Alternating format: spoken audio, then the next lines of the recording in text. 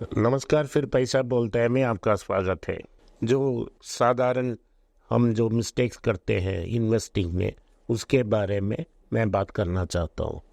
ये सब कुछ करते हैं, बड़ा इन्वेस्टर भी करता है और छोटा इन्वेस्टर भी करता है। ये साधारण पिटफॉल्स है इन्वेस्टिंग में। बफेट भी एक दो जगह में ऐसे एरर कर बैठते हैं। ये एरर्स होते हैं साइकोलॉजिकल और इसे अवॉइड करना बहुत मुश्किल है, लेकिन आप इसको कंट्रोल कर सकते हो। जो सुपीरियर कंट्रोल करता है वो बफेट जैसा सुपर इन्वेस्टर हो जाता है। जो कंट्रोल नहीं कर पाता है वो साधारण इन्वेस्टर या भिखारी बन जाता है। दोनों एंड की स्पेक्ट्रम से पहले जो इसके बारे में हम बात करें तो इन्वेस्टमेंट के लिए नॉर्मली एक डिफाइंड गोल होना चाहिए। ये एक गोल टर्म होते हैं, सारे लोग कहते हैं। तो एक गोल होना चाहिए और गोल ओरिएंटेड करना चाहिए। साधारण लोग के लिए ये ठीक ठाक है, गुड एडवाइस है। मैं रिटायरमेंट के लिए कर रहा हूँ, मैं अपने बेटे की एजुकेशन के लिए कर रहा हूँ, मैं मेरे बेटी की शादी के लिए कर रहा हूँ।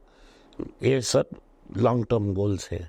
मैं एक वेकेशन के लिए कर रहा हूँ, ये शॉर्ट टर्म गोल है। मैं 5 साल में गाड़ी खरीदना चाहता हूँ, ये एक मीडियम टर्म गोल है। आपकी इन्वेस्टमेंट स्ट्रैटेजी आपके गोल के साथ अलाइन होना चाहिए। साधारण middle class, upper middle class family के लिए ये बहुत ठीक एडवाइस है। लेकिन मेरा एडवाइस क्या है कि वो नहीं हो सकता। मेरे जैसे आदमी जो ओवरियन लॉटरी जीतते आता है, उसके अनेक नीड्स हैं जो पहले ही इंटरजेनरेशनल वेल्थ के कारण टेक केयर किया जा सकता। मुझे पर मेरे सिर के ऊपर छत है, पिताजी ने करवा दिया, तो कुछ पैसा है। रिटायरमेंट भी, हमें 57 साल का हूँ, रिटायरमेंट के लिए बाप परदादा का पैसा ही कुछ काफ़ी है। एक standard of living upper middle class रहने के लिए है।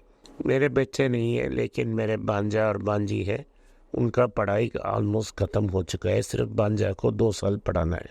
इन सारे चीज़ के लिए अगर मैं इन्वेस्ट करता तो वो गोल रीच हो चुका है। लेकिन आज भी मैं इन्वेस्ट करता हूँ और ये इन्वेस्टमेंट स्ट्रैटेजी मैंने बफेट से सीखा है। जैसे लोग क्रिकेट खेलते हैं, टेनिस खेलते हैं, टेबल टेनिस खेलते हैं, रेसलिंग करते हैं, एक स्पोर्ट के लिए खेलते हैं, उनका एक्साइटमेंट होता है। बफेट जैसा लोग, मुझ जैसे लोग के लिए एक इन्वेस्टमेंट एक स्पोर्ट है। तो हम हमारे विट्स को मार्केट के साथ मैच करते हैं। कुछ समय जीतते हैं, कुछ समय हारते हैं। तो आपको इन्वेस्टमेंट को वंस गोल्स मीट हो गया तो आपको स्पोर्ट जैसा देखना चाहिए। आज मैं मैच खेल रहा हूँ, शायद मैं मैच जीतूंगा, शायद मैं मैच हारूंगा। लेकिन स्पोर्ट और इन्वेस्टिंग में डिफरेंस ये है कि स्पोर्ट में रिजल्ट इमीडिएटली आ जाती है। तो T20 का मैच 4 घंटे में ख़त्म हो जाता है, रिजल्ट आ जाता है। वनडे मैच 1 दिन में हो जाता है, टेस्ट मैच 5 दिन में होता है। लेकिन इन्वेस्टमेंट की गेम में हमको सालों तक पता नहीं है कि हम हार रहे हैं या जीत रहे हैं। एक समय ऐसा भी होता है जब हमने एक स्टॉक में इन्वेस्ट किया, एक रैशनल हमने पिक किया और स्टॉक नीचे जाती है, तो अगर हम ठीक तरह से इन्वेस्ट किए हैं तो हम इन स्टॉक को खरीदना चाहिए, ताकि वो स्टॉक हम गेन करें। और जब मार्केट ऊपर आएगा तो हमको पॉजिटिव रिजल्ट मिल जाएगा। अगर हमने गलती की है इन्वेस्टमेंट में तो हमको पता लग जाएगा कि ये वैल्यूलेस स्टॉक है। प्रेशर जब आता है कि आपकी जो पैसा आपको पूंजी आपको चाहिए दूसरे काम के लिए, वो आप इसमें इन्वेस्ट करें तो आपको प्रेशर लगता है। मेरा एडवाइस ये है कि जो गलती हमने की है उसमें भी कुछ स्टॉक में ही ऐसे छोड़ देना चाहिए। मैंने 2-3 बड़े गलती की है अपने इन्वेस्टमेंट कैरियर में।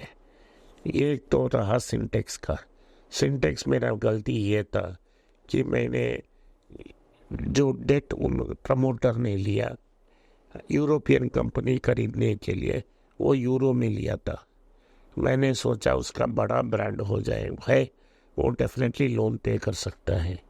लेकिन यूरो डिप्रिशिएट होता गया और जो मुनाफा वो इधर कमा रहा था उससे वो डेट को क्लियर नहीं कर पाया और उसने और किया और कर्जा लेके एक मिल को भी लगाया स्पेशलिटी टेक्सटाइल्स के लिए, वो भी कर्ज में डूब गया और कंपनी बैंकरप्ट हो गई। अभी भी मेरे पास 200-300 की पड़े हैं। सबसे बड़ा स्टॉक तो भाई लकीली बेच गया क्योंकि मेरा भाई बेचना चाहता था, उसने बेच लिया। तो हमने जो मुनाफा कमाया वो उसने लॉस से ज़्यादा था। लेकिन हर बार में जब मैं अपना शीट देखता हूँ सिंटेक्स उधर रहेगा, मुझे याद दिलाता रहेगा जब कंपनी डॉलर में लोन लेती है वो डूब सकती है। क्यों?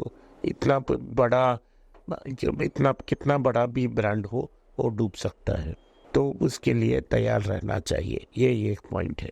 दूसरा, मैंने गलती की IVRCL इंफ्रा का। उन्होंने इंफ्रास्ट्रक्चर में भारत में इन्वेस्ट की थी, बहुत ढेर सारी लोन थी और गवर्नमेंट के साथ डील कर रहे थे, तेलंगाना आंध्रा गवर्नमेंट के साथ। वो कंपनी डूब गई, कर्ज के कारण डूब गई क्योंकि गवर्नमेंट ने टाइम पे पेमेंट नहीं रिलीज़ किया और उन्होंने और एस्टिमेट कर दिया कि कितने साल में प्रोजेक्ट कंप्लीट हो जाएगा, पैसा आएगा। चेन्नई में उन्होंने एक बड़ा सा डिसैलिनेशन प्लान भी बनाया, वो आज भी फंक्शन हो रही है, लेकिन कंपनी दिवाला हो गया। उससे मैंने सीखा, अगर हमको डिसाइड किया L&T के सिर्फ L&T एक एक्सेप्शन होगा क्योंकि उनके पास बड़े सॉफ्टवेयर कंपनी के मेजर होल्डिंग है और L&T फाइनेंस की मेजर होल्डिंग है, उसको मैं करके रखूँगा इंफ्रास्ट्रक्चर में। और उधर से मैंने कभी इंफ्रास्ट्रक्चर कंपनी की तरफ नहीं देखा क्योंकि गवर्नमेंट के साथ डील करना बहुत बड़ा रिस्क है और दूसरा बड़ा रिस्क है कर्ज का, और गवर्नमेंट से समय से पेमेंट नहीं आती है। तो वो ठीक रहा कि उनकी बहुत सारे कंपनियां हैं, जी ग्रुप सिंक होने का कारण ही SL इंफ्रास्ट्रक्चर है। दूसरा जो बड़ा फैक्टर मैं डिस्कस करना चाहता हूँ वो है डर। डर में कोई डिसीजन नहीं लेना है, तो इसीलिए मैं बोलता हूँ जो आप लूज करके के लिए अफोर्ड कर सकते हो, जो गंवाने के लिए तैयार हो, जो पैसे आप गंवाने के लिए तैयार हो, वही पैसा आप मार्केट में लगाएं। जो मैं तमिल चैनल में बोलता हूँ, चाय पानी का जो पैसा है वही मार्केट पे डालो ताकि आप प्रेशर में नहीं होगे।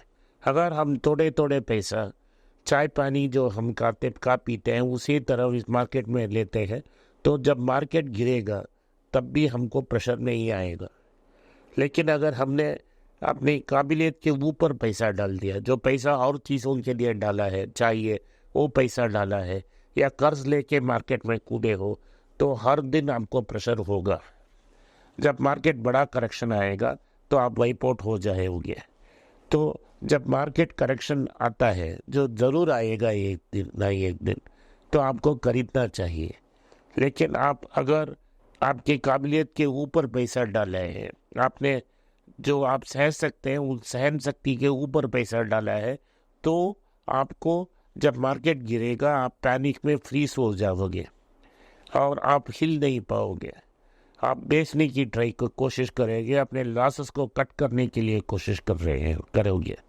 तो जब आपको मार्केट में स्टॉक को बेचना है, आप वो मार्केट जब वेरी हाई है जैसे आज की स्थिति में है, तो आपको मार्केट में स्टॉक को बेचना चाहिए।